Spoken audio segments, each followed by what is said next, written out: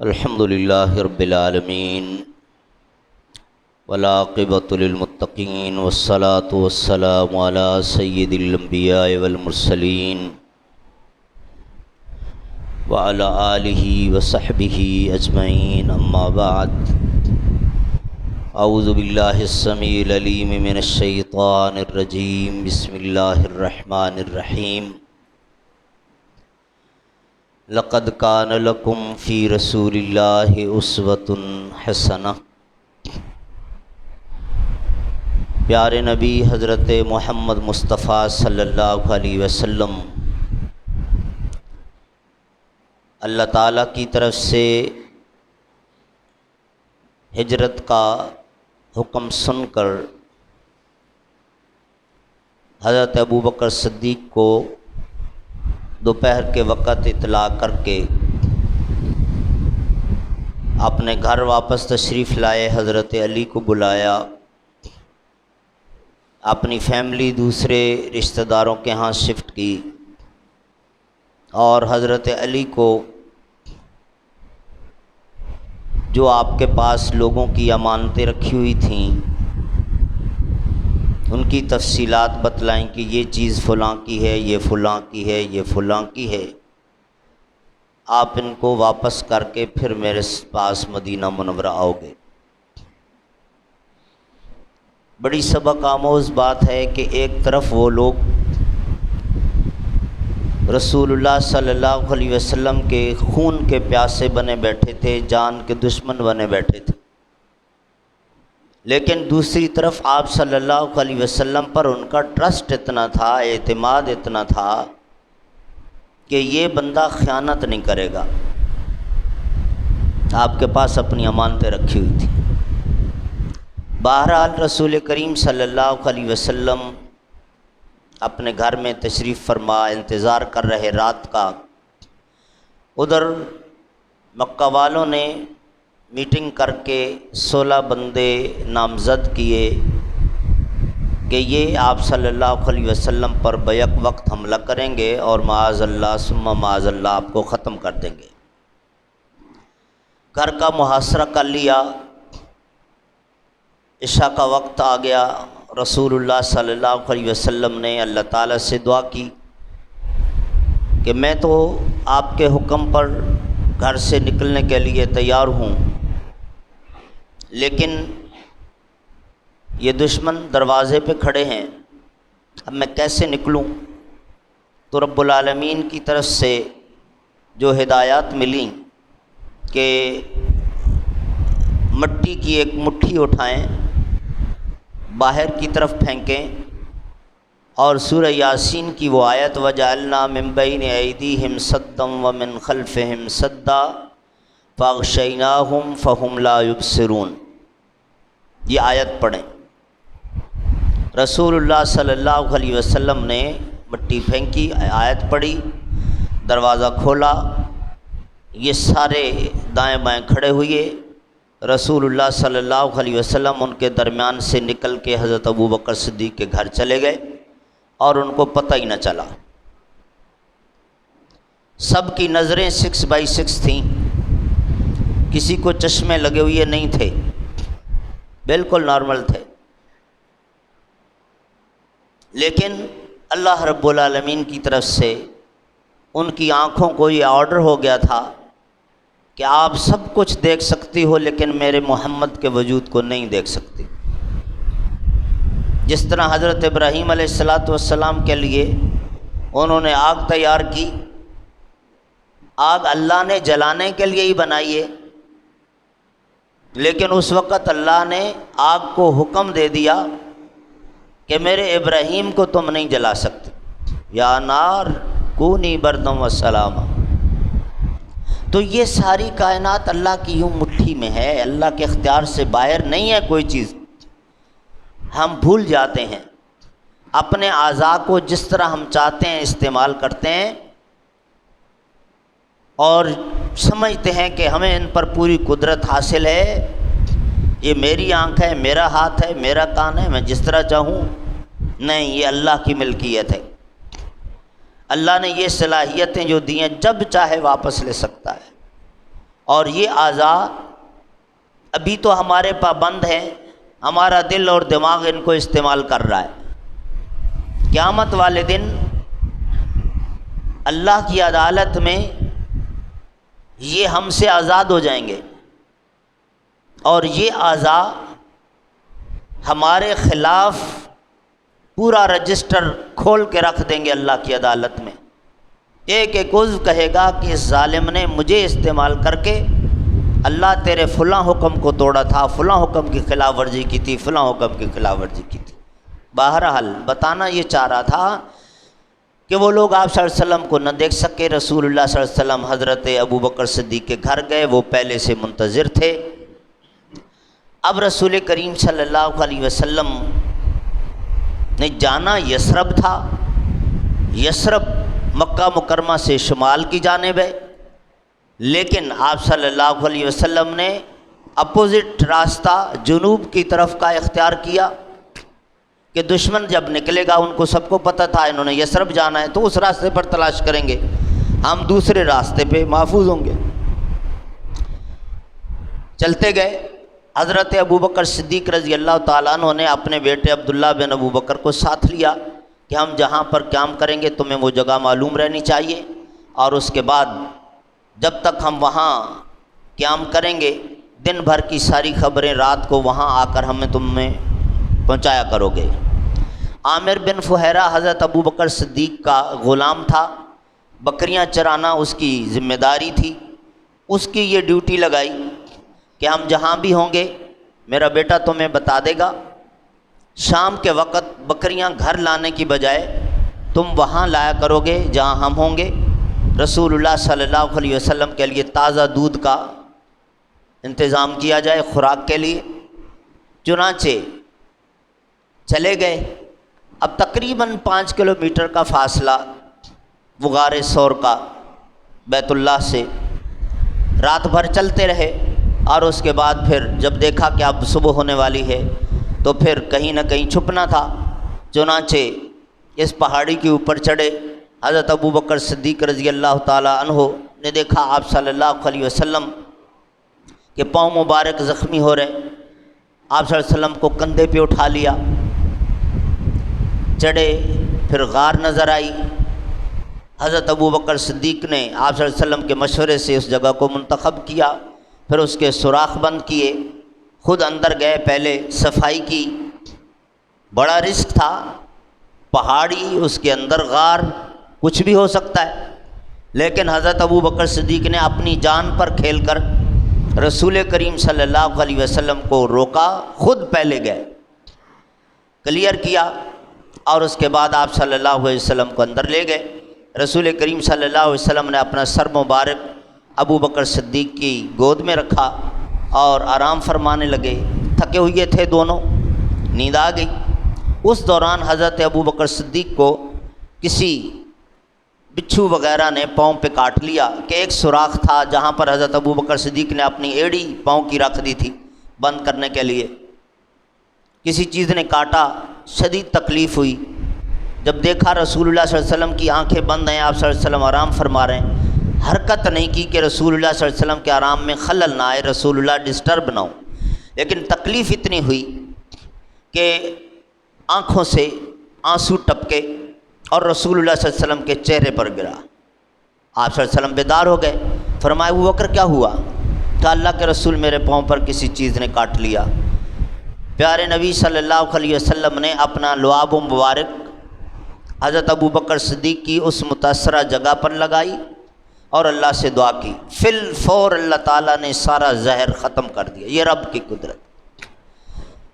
اب ادھر کیا معاملہ، وہ لوگ دروازے پر کھڑے ہیں اور آپس میں مشورہ کرتے ہیں کہ چونکہ ابھی ابھی رات شروع ہوئی ہے، آس پاس کے لوگ ابھی جاگ رہے ہوں گے، ذرا ان کو سو لینے دیں، اس کے بعد اندر جا کر ہم واردات کریں گے، شور تو ہوگا تو یہ لوگ اٹھ کر آ جائیں گے، چھڑا لیں گے آپ صلی اللہ علیہ وسلم کو، سب کو سو لینے دیں، اس کے بعد کریں گے۔ کرتے کرتے کرتے ابھی کرتے ہیں، ابھی جاتے ہیں، ابھی صبح ہونے کو آ گئی۔ ایک بندے نے کہا کہ بھائی کچھ کرنا ہے تو کرو، نہیں تو واپس چلو، پوری رات خوار کیا۔ اب دروازے کو جب ہاتھ لگایا تو کنڈی نہیں لگی ہوئی، دروازہ کھل گیا، اندر داخل ہوئی ہے، ادھر ادھر دیکھا، ایک بندہ سویا ہوا ہے، چادر اوپر اوڑھی ہوئی ہے، چادر اٹھائی تو دیکھا حضرت علی رضی اللہ تعالیٰ عنہ۔ کہا محمد صلی اللہ علیہ وسلم کہاں ہیں؟ کہا وہ تو نہیں ہے۔ کہا دیکھو جان پیاری ہے، سچ سچ بتا دو۔ کہا میں بتا رہا ہوں وہ نہیں ہے، وہ تو رات کے چلے گئے۔ کہا مغرب کے بعد ہم یہاں آ گئے تھے، دروازے پہ کوئی بندہ نہیں نکلا۔ حضرت علی نے فرمایا عقل کے اندھو، تمہیں نظر نہ آئے تو میں کیا کروں، وہ تو اس وقت کے جا چکے ہیں، تلاشی لے لو۔ دیکھا اندر، جب نہیں نظر آئے اور وہاں سے شور مچا، پکڑو پکڑو پکڑو پکڑو۔ جہاں پر میں آپ کو ایک مزے کی بات بتاتا چلوں، حضرت علی رضی اللہ تعالیٰ عنہ کے متعلق بعض سیرت نگاروں نے لکھا کہ ایک دن بیٹھے ہوئے تھے دوست احباب ان کے آس پاس، ایک بندہ کہنے لگا جی وہ ہجرت والی رات جب آپ رسول اللہ صلی اللہ علیہ وسلم کے گھر میں اکیلے سوئے ہوئے تھے، آپ کو پتہ تھا کہ دشمن کے ارادے ہیں، کیا ارادے ہیں، اور وہ 16 بندے تلواریں لے کر گھر کا محاصرہ کر کے کھڑے تھے، آپ کو نیند آ گئی تھی، آپ کو ڈر نہیں لگا تھا؟ تو حضرت علی رضی اللہ تعالیٰ عنہ نے کہا اللہ کی قسم میں ساری زندگی اتنے آرام سے نہیں سویا ہوں جتنا اس رات کو سویا تھا۔ کیسے؟ کہا کہ پہلے جب بھی سوتے ہیں کوئی یقین نہیں ہوتا صبح اٹھیں گے یا نہیں اٹھیں گے، اسی نیند میں موت نہ آ جائے، لیکن اس رات مجھے یقین تھا کہ میں صبح اٹھوں گا بھی صحیح، اور یہ کام جو رسول اللہ نے میرے ذمہ کیے ہیں یہ میں کر کے جب تک مدینہ نہیں پہنچ جاتا ہوں مجھ پر موت نہیں آ سکتی، اس لیے کہ میرے نبی نے فرما دیا تھا یہ کام کر کے میرے پاس مدینہ آ جانا۔ اب ان لوگوں کا یقین تھا رسول اللہ صلی اللہ علیہ وسلم کی ایک بات پہ، یہ آج ہمارے دل میں نہیں ہے تو شاید ہمیں یہ عجوبہ لگے۔ بہرحال اب شور مچ گیا، پکڑو پکڑو پکڑو، تلاشی ادھر ادھر، سب 3 دن گزر گئے۔ حضرت ابوبکر صدیق کے بیٹے شام کو آتے تھے غار ثور میں، دن بھر کی ساری اطلاعات دیتے تھے۔ عامر بن فہیرہ بکریاں لے کر آتا تھا، آپ صلی اللہ علیہ وسلم کے لیے تازہ دودھ نکالا جاتا، حضرت ابوبکر صدیق کے لیے حضرت اسماء بنت ابی بکر، حضرت عائشہ کی جو بڑی بہن تھیں، حضرت ابوبکر صدیق کی بیٹی، انہوں نے آپ صلی اللہ علیہ وسلم کے لیے کئی مرتبہ کھانا بھیجا۔ یوں 3 دن وہاں گزارے۔ آخری دن دشمن تلاش کرتے کرتے اس طرف بھی آ گیا اور غار کے اندر سے حضرت ابوبکر صدیق رضی اللہ تعالی عنہ نے ان کے پاؤں دیکھ لیے اور کہا اللہ کے رسول اب تو خیر نہیں، یہ تو آ گئے ہمارے سر پہ، یہاں پہنچ گئے، نہیں چھوڑیں گے۔ لیکن رسول کریم صلی اللہ علیہ وسلم نے فرمایا لا تحزن ان اللہ معنا، قرآن پاک کے الفاظ ہیں، ابو بکر ہم اکیلے تھوڑی ہیں، ہمارے ساتھ ہمارا رب ہے، فکر مت کرو، اللہ بچائے گا۔ چنانچہ وہی ہوا کہ ایک بندے نے کہا کہ بھئی یہ ایک غار نظر آ رہی ہے، ذرا اس کو چیک کریں۔ جب باقی لوگوں نے غار کی طرف نظر کی تو اس کے اوپر جالا سا نظر آیا۔ کھائی اتنی پرانی غار، جالا بنا ہوا، اندر اگر کوئی بندہ گیا ہوتا تو یہ مکڑی کا جالا والا یہ تو نہ ہوتا، اندر کچھ نہیں ہو، کوئی نہیں ہو سکتا، ایسے وقت ضائع کرنا ہے، واپس چلو۔ واپس چلے گئے۔ رسول کریم صلی اللہ، یہ دیکھیں اللہ کیسے بچاتا ہے۔ رسول کریم صلی اللہ علیہ وسلم نے حضرت ابوبکر صدیق کو فرمایا کہ اب ہمارا یہاں کا سٹے ختم ہو گیا، اب ہمیں یہاں سے نکلنا ہے۔ چنانچہ عبداللہ بن ابوبکر جب آئے، حضرت ابوبکر صدیق نے پہلے سے جو انتظام کیا ہوا تھا، ایک یہ کہ عبداللہ بن اریقت ایک شخص تھا تو نان مسلم، لیکن حضرت ابوبکر صدیق کے ساتھ بزنس بھی کرتا تھا اور بڑا معتمد ساتھی تھا۔ چنانچہ اس کو پیغام بھیجا، پہلے سے کہا ہوا تھا کہ جب میرا بیٹا تمہیں بلائے تو ہمارے پاس آ جانا، تمہاری ہمیشہ ضرورت پڑے۔ وہ اس علاقے کا جغرافیہ اچھا جانتا تھا کہ کس پہاڑی سے کس طرف جائیں تو کہاں جاتا ہے یہ راستہ، اور یہ راستہ کہاں جاتا ہے، یہ راستہ کہاں جاتا ہے۔ اس سے راستے معلوم کرنے تھے یثرب کے، اس کو اس لیے حضرت ابوبکر صدیق نے پہلے سے کہا ہوا تھا۔ اس کو بلوایا گیا۔ عامر بن فہیرہ بھی بکریاں لے کر آیا۔ اب جب غار سے نکلے تو حضرت نبی کریم صلی اللہ علیہ وسلم، حضرت ابوبکر صدیق اور عبداللہ بن اریقت، یہ تین تو کنفرم۔ بعض ہسٹورینز نے لکھا کہ عامر بن فہیرہ بھی انسسٹ کرنے لگا، حضرت ابوبکر صدیق کو اصرار کرنے لگا کہ آپ مجھے بھی ساتھ لے کے جائیں، اگر ان کو شامل کیا جائے تو 4 بندے ہو جاتے ہیں۔ چلے زگ زیگ کرتے ہوئے جا رہے ہیں۔ اب جو لوگ آپ صلی اللہ علیہ وسلم کو معاذ اللہ گرفتار کر کے ہیرو بننا چاہتے تھے، بڑا انعام لینا چاہتے تھے، ان میں سے 2 بندے آپ صلی اللہ علیہ وسلم کے اس سفر میں آمنے سامنے ہوئے۔ پہلا بندہ سراقہ بن مالک الاشجعی، بعد میں مسلمان ہو گئے۔ ان کی اپنی سٹیٹمنٹ ہے کہ میں نے جب دور سے آپ صلی اللہ علیہ وسلم کو دیکھا، یہ 3-4 بندے، دل میں خوشی ہوئی کہ شکار مل گیا، بھاگا ہوا گھوڑا دوڑاتا ہوا ان کے قریب گیا۔ اب آپ صلی اللہ علیہ وسلم پر حملہ کرنے کے لیے میں نے ارادہ کیا کہ اپنی برچھی نیزہ ماروں گا، آپ صلی اللہ علیہ وسلم کو زخمی کر لوں گا اور ختم کر دوں گا، یا پھر کسی طریقے سے آپ کو معاذ اللہ۔ پہلے گھوڑے پر بیٹھے ہوئے آپ کی طرف آگے بڑھتا، رسول اللہ صلی اللہ علیہ وسلم اس وقت اپنے ساتھیوں کے ساتھ بیٹھے ہوئے تھے، کچھ چیز تناول فرما رہے تھے۔ چند فٹ کے فاصلے پر اس کا گھوڑا پہنچا تو اس کے اگلے پاؤں زمین میں دھنس گئے۔ سمجھا کہ نیچے کسی چیز کی کوئی بل ول ہوگی، اوپر پاؤں آیا تو دھنس گیا۔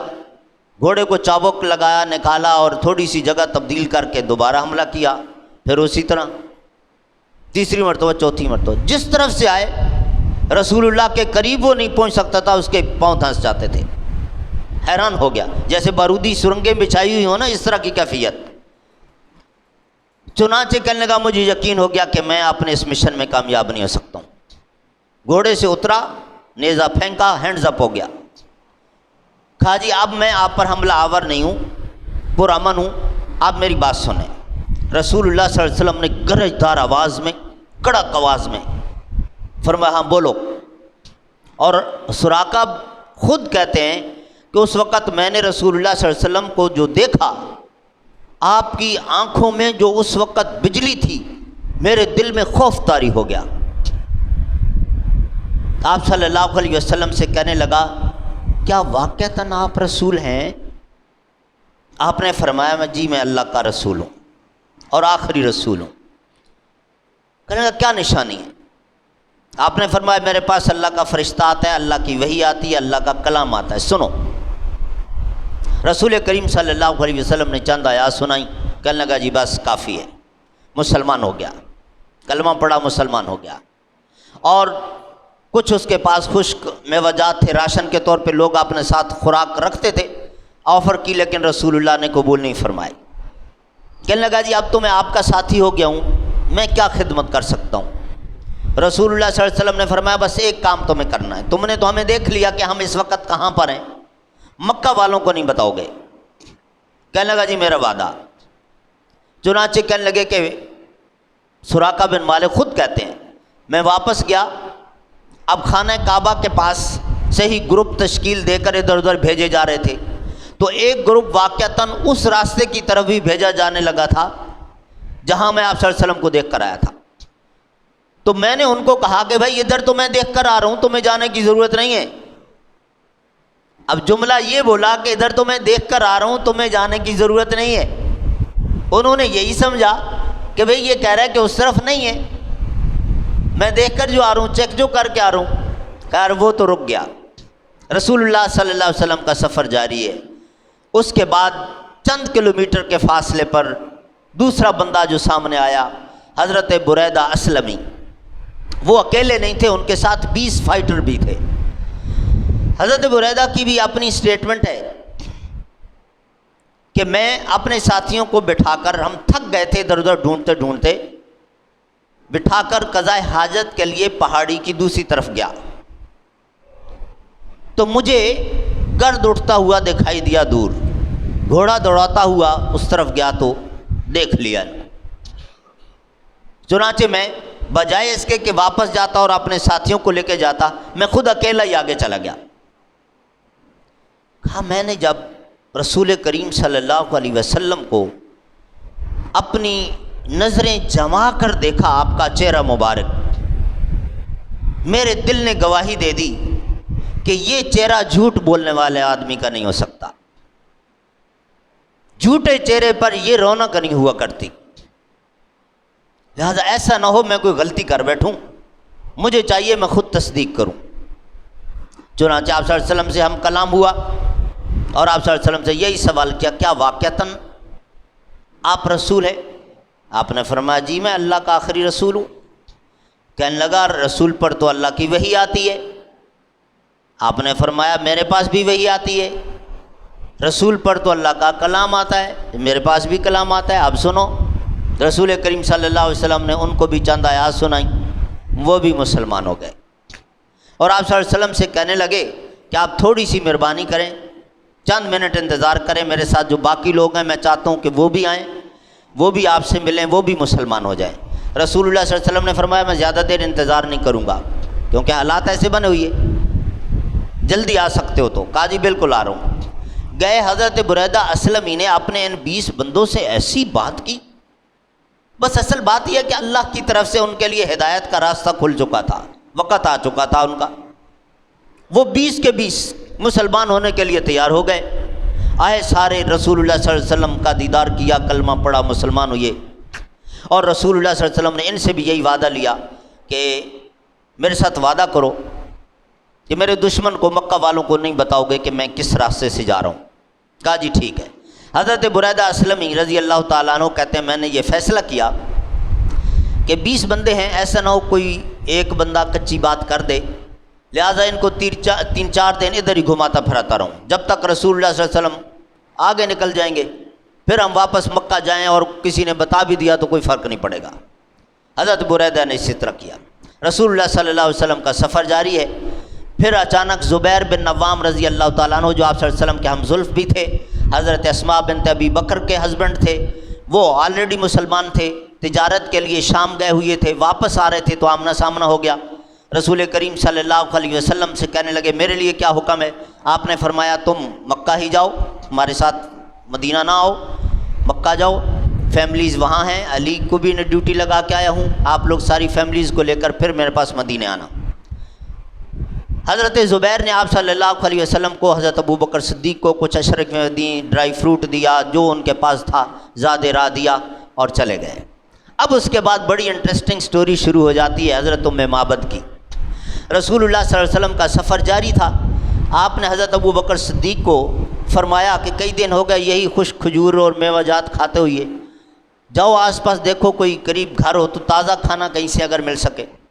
حضرت ابو بکر صدیق گئے، ایک جھونپڑی نظر آئی، بس اس کی جو کیفیت دیکھی، 1-2 بستر، چند ایک برتن، ایک بیمار بکری خیمے کے ساتھ بندھی ہوئی ہے، ایک بڑھیا عورت بیٹھی ہوئی ہے۔ اب یہ کیفیت دیکھ کے کوئی کھانے وانے کی بات نہیں کی، واپس آ گئے اور آ کر رسول اللہ علیہ وسلم کو بتایا کہ گھر تو ایک ملا ہے لیکن ان کی حالت ہم سے بھی پتلی ہے، میں تو ان سے کھانا نہیں مانگ سکا۔ آپ صلی اللہ علیہ وسلم نے فرمایا ذرا مجھے لے کے چلو۔ رسول کریم صلی اللہ علیہ وسلم گئے، ام معبد سے جو بات چیت ہوئی اور وہ ساری سیرت کی کتابوں میں موجود ہے، اما ہم مسافر ہیں، اگر کھانے کو کچھ دے سکو۔ اس نے رسول اللہ کا چہرہ دیکھا، ام معبد کہتی ہیں کہ ایسا نورانی چہرہ، مجھے ایسے لگتا تھا کہ آسمان سے کوئی فرشتہ اتر آیا، اور دل میں پھر افسوس کرنے لگیں کہ ایسا مہمان تو کسی خوش نصیب کو ملتا ہے، میرے پاس اس وقت کچھ نہیں ہے، میں کیا پیش کروں؟ کہنے لگی بیٹا اس وقت تو میرے پاس کچھ نہیں ہے، شام ہونے والی ہے، میرے ہسبینڈ گئے ہوئے ہیں، بکریاں لے کر واپس آئیں گے، ہم آپ کو بکریوں کا تازہ دودھ پلائیں گے، یہ ہم آپ کی خدمت کر سکتے ہیں۔ آپ صلی اللہ علیہ وسلم نے فرمایا اماں اگر بکریوں کا دودھ ہی پلانا ہے تو یہ بکری آپ کے پاس ہے نا، آپ اسی کا دودھ نکال کے ہمیں پلا دیں۔ حضرت ام معبد کہتی ہیں ایک طرف میں دیکھوں کہ اتنا زیرک انسان، اتنا سمجھدار بندہ لگتا ہے یہ پرسنالٹی، دوسری طرف کیسی معصومانہ بات، بکری نظر آ رہی ہے ڈیتھ پوائنٹ پر اور کہتے ہیں اسی کا دودھ پلا دیں؟ تو کہا بیٹا یہ بیمار ہے، اس کے لیے تو میں نے چھری تیار کر رکھی ہے، کسی وقت بھی تڑپے گی ذبح کر دوں گی، یہ ریوڑ کے ساتھ جا ہی نہیں سکی، یہ تو اٹھ بھی نہیں سکتی، بیٹھی ہوئی ہے۔ رسول اللہ نے پہلے سے زیادہ حیران کن بات کر دی، اماں اگر آپ اجازت دیں تو ہم ٹرائی کریں؟ آپ کہنے لگی کر لیں۔ رسول اللہ صلی اللہ علیہ وسلم آگے بڑھے، بکری کے سینگوں کے اوپر دست مبارک رکھا، بسم اللہ الرحمن الرحیم پڑھتے ہوئے پیٹھ پر یوں ہاتھ پھیرا دم تک، بکری ایکٹیو ہو کے بیٹھ گئی۔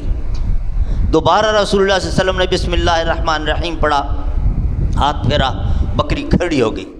تیسری مرتبہ رسول اللہ صلی اللہ علیہ وسلم نے سر پہ ہاتھ رکھا اس کے، بسم اللہ الرحمن الرحیم پڑھتے ہوئے ہاتھ پھیرا، بکری جگالی کرنے لگ گئی۔ اور جگالی کرنا جانور کی صحت کی علامت ہے، لیکن جانور کی، انسان کی نہیں۔ ہمارے ہاں انسان 24 گھنٹے جگالی۔ بہرحال رسول کریم صلی اللہ علیہ وسلم نے حضرت ام معبد کو کہا کہ برتن دیجئے، اب انہوں نے ایک چھوٹا سا پیالہ دے دیا۔ رسول اللہ صلی اللہ علیہ وسلم نے بسم اللہ الرحمن الرحیم پڑھتے ہوئے دودھ نکالا، وہ برتن بھر گیا۔ اماں ذرا بڑا برتن دیجئے، حیران ہو گئیں کہ اگر ایک آدھ کوئی قطرہ آ بھی گیا ہے تو یہ بڑا برتن کیوں مانگ رہے؟ دیکھا تو وہ پیالہ بھرا ہوا، بڑا برتن دے دیا، وہ بھی بھر گیا، اور جو برتن تھا وہ بھی بھر، 2 3 4 برتن جو گھر میں ان کے پاس تھے سارے دودھ کے بھر گئے۔ اب جو لوگ کھیتی باڑی کرتے ہیں ان کو پتہ ہے کہ بکری ایک وقت اچھی سے اچھی نسل کی ہو تو 2-2.5 کلو سے زیادہ دودھ نہیں دیتی ہے، لیکن وہ کتنا دودھ، یہ اللہ رب العالمین کی طرف سے برکتیں تھیں۔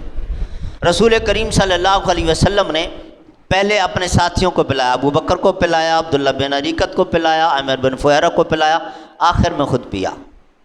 ایسا لیڈر ہوتا ہے جو خود آخر میں، ہمارے ہاں سب کچھ خود چٹ کر جاتے، کچھ بچ جائے تو مریدوں کے لیے تبرک ہے، ورنہ یہ کون سے انسان ہیں، یہ بھوکے بھی مر جائیں تو ان کی کوئی پرواہ نہیں ہے۔ رسول اللہ نے پہلے ان کو پلایا اور خود آخر میں پیا، اور اس کے بعد جو بچا، یہ نہیں کہ پارسل ساتھ لے جائیں، وہیں ام معبد منتیں کرے، بیٹا میں نے آپ جیسا برکتوں والا مہمان نہیں دیکھا، میرے پاس تھوڑی دیر رک جاؤ، ہم آپ کی اور خدمت کریں گے، میرے ہسبینڈ آنے والے ہیں۔ رسول اللہ نے فرمایا اماں نہیں، میرا سفر لمبا ہے، مجھے جانا ہے۔ آپ صلی اللہ علیہ وسلم روانہ ہو گئے، اور آپ صلی اللہ علیہ وسلم کو پیچھے سے دیکھتی رہی جب تک آپ غائب نہیں ہو گئے۔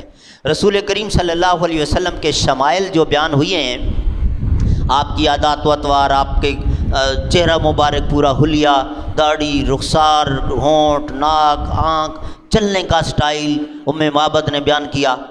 یہ اس وقت اس نے نوٹ کیا تھا کہ آپ صلی اللہ علیہ وسلم نہ زیادہ لمبا قدم اٹھاتے ہیں نہ چھوٹا قدم اٹھاتے ہیں، وقار بھی موجود ہے، عاجزی بھی موجود ہے، اس انداز سے زمین پہ چلتے ہیں۔ یہ ام معبد نے نقل کیا۔ چلے گئے آپ صلی اللہ علیہ وسلم۔ تھوڑی دیر کے بعد جب ام معبد کے ہسبینڈ آئے، ابو معبد، آتے ہی انہوں نے دیکھا کہ بکری، حیران ہو گئے ٹھیک کیسے ہو گئی۔ ادھر دیکھا برتن میں دودھ بھرا پڑا ہے۔ ام معبد یہ کیا، یہ کس کا؟ کہا ایسی بکری کا ہے۔ کہنے لگا مذاق نہ کرو، میں تو سمجھ رہا تھا ذبح ہو چکی ہوگی، آج گوشت کھائیں گے، اگر بچی گئی ہے تو کم از کم یہ تو نہ کہو کہ یہ دودھ اس کا۔ ام معبد نے کہا میں مذاق نہیں کر رہی ہوں، یہ اسی کا دودھ ہے۔ کہا یہ کیا کہہ رہی ہیں آپ؟ کہا آپ اور کچھ نہیں فیل کر رہے؟ ام معبد نے کہا مجھے کچھ خوشبو بھی آ رہی ہے۔ رسول کریم صلی اللہ علیہ وسلم کا ایک معجزہ یہ بھی تھا نا کہ آپ صلی اللہ علیہ وسلم کے پسینے میں وہ خوشبو تھی جو مسک میں نہیں ہے، کستوری میں نہیں ہے، جہاں سے گزر جاتے تھے خوشبو۔ تو ابو معبد نے محسوس کی کون آیا تھا، تو پھر ام معبد نے وہ ساری کیفیت بتائی۔ کہا یہ تو پھر وہی آدمی لگتا ہے جو مکہ میں اس نے نبوت کا اعلان کیا ہے، لوگ اس کے دشمن بنے ہوئے، اور اس نے ارادہ کر لیا کہ میں یثرب چلا جاؤں گا، تم نے روکا کیوں نہیں؟ میں بھی ان کا دیدار کرتا، ان کی زیارت کرتا، میں بھی ان سے ملتا۔ کہا میں نے بہت منتیں کی لیکن وہ چلے گئے۔ کس طرف گئے؟ کہا یوں گئے۔ کہا بالکل یہ یثرب گئے اور یہ وہی ہیں۔ چنانچہ رات دونوں میاں بیوی نے گزاری، صبح سامان سمیٹا، کام ڈھونڈیں گے اور جہاں بھی ہیں اب آپ صلی اللہ علیہ وسلم کے پاس۔ رسول اللہ صلی اللہ علیہ وسلم قباء پر تھے، یہ بھی پہنچ گئے تھے وہاں، اور دونوں میاں بیوی مسلمان ہوئے۔ ادھر یثربیوں کو یہ اطلاع مل چکی تھی کہ آپ صلی اللہ علیہ وسلم مکہ سے نکل آئے ہیں، چنانچہ روزانہ انتظار کر رہے تھے، راستوں میں آ کر بیٹھ جاتے تھے کہ سب سے پہلے میں آپ صلی اللہ علیہ وسلم کو دیکھوں اور اپنے گھر لے کے جاؤں، شام کو واپس چلے جاتے تھے۔ اب رسول اللہ صلی اللہ علیہ وسلم پہنچے۔ قباء اس وقت الگ کالونی تھی، الگ ولیج تھا، الگ گاؤں تھا۔ اب مدینہ منورہ کی ایک کالونی ہے۔ جب آپ مکہ مکرمہ سے آتے ہیں، جو اس وقت ہجرہ روڈ ہے، ہائی وے ان کا 427 کلومیٹر پورے جب ہوتے ہیں، پل کے اوپر جب پہنچتے ہیں تو سیدھے ہاتھ پہ سامنے مسجد قباء ہے۔ یہ قباء کا پورا محلہ، رسول اللہ صلی اللہ علیہ وسلم وہاں پہنچے اور سب سے پہلے ایک یہودی نے آپ صلی اللہ علیہ وسلم کو دیکھا، اس نے اعلان کیا، لوگ سب اکٹھے ہو گئے، ادھر سے یثرب سے بھی لوگ آ گئے۔ رسول کریم صلی اللہ علیہ وسلم نے کلثوم بن ہدم ایک صحابی تھے، ان کا گھر بڑا کشادہ تھا، حویلی تھی، وہاں آپ نے اسٹے کیا۔ چند دن آپ کا وہاں قیام رہا۔ ادھر سے حضرت علی رضی اللہ تعالیٰ عنہ بھی وہ اپنا کام کر کے پہنچ گئے رسول اللہ صلی اللہ علیہ وسلم کے پاس۔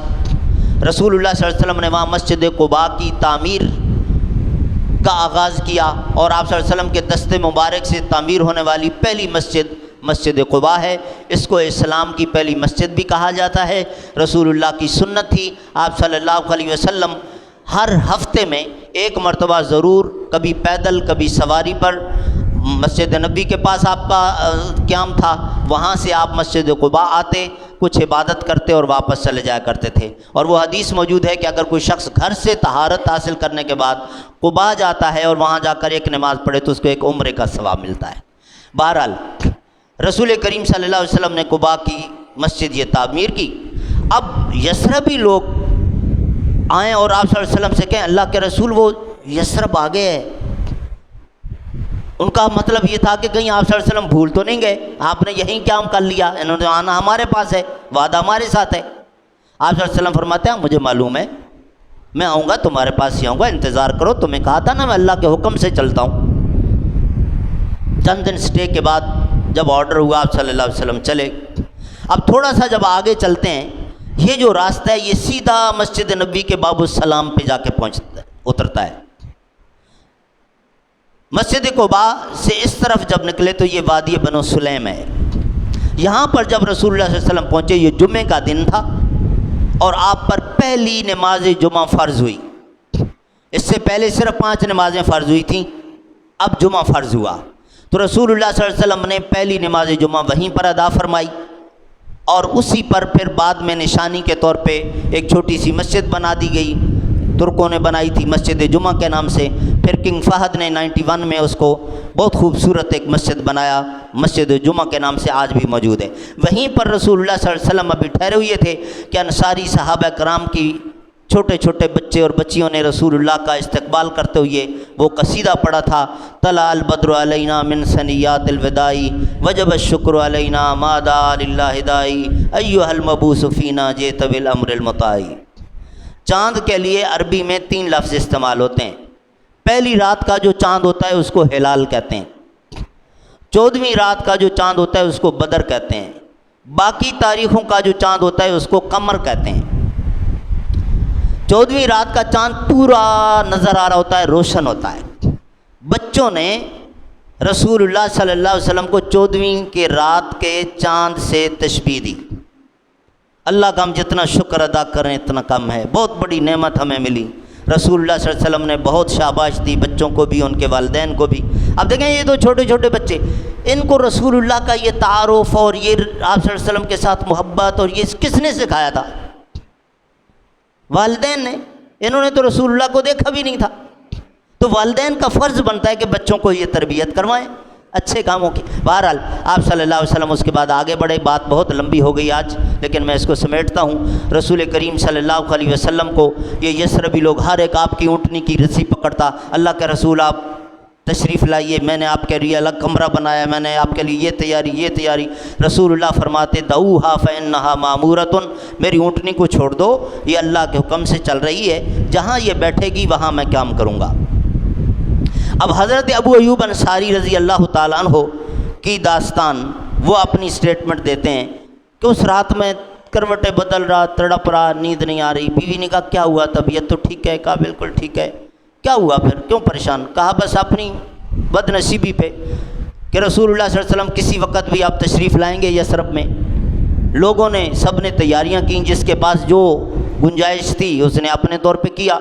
میں غربت کا مارا ہوا کچھ بھی نہ کر سکا تیاری، تو صاف ظاہر ہے کہ میں تو رسول اللہ کا میزبان نہیں بن سکتا ہوں، اس بہت بڑی سعادت سے محروم۔